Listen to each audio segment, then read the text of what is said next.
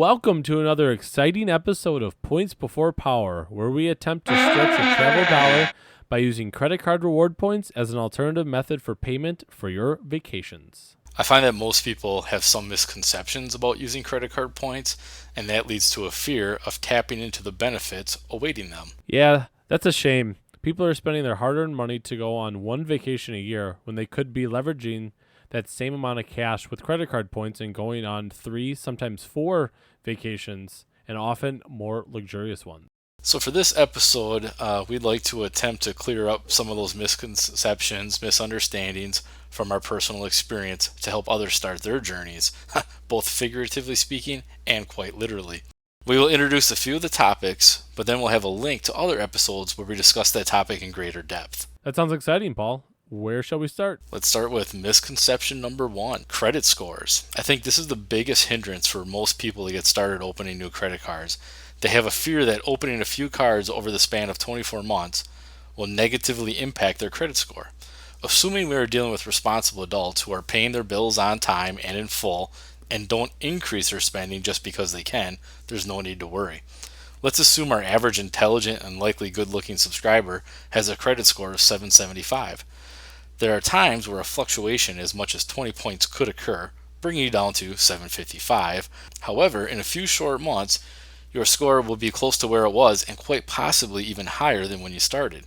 In short, I'd say if you have a high credit score and it's just sitting around being lazy and doing nothing for you, put it to work to start earning for you. If you'd like a greater in-depth discussion on the topic, please visit the link that's on the screen now, where Mike and I discuss this in greater length. Misconception number 2. Airline and hotel points compared to cashback points. There's a lot of confusion as to what expires when, and if cards have to be open to utilize the points, and are the fees of some of these cards worth the cost. I'd tell our extremely intelligent listener not to assume that they know the differences between the types and thus avoid a costly mistake. And to best capitalize the rules of each, they should check out the link on the screen to take an introductory look at the differences between the card types that exist. Learn from us to make your journey all the simpler and better. You're obviously a snappy dresser. You'll be glad you did check out that link. Misconception number 3, a point isn't a point.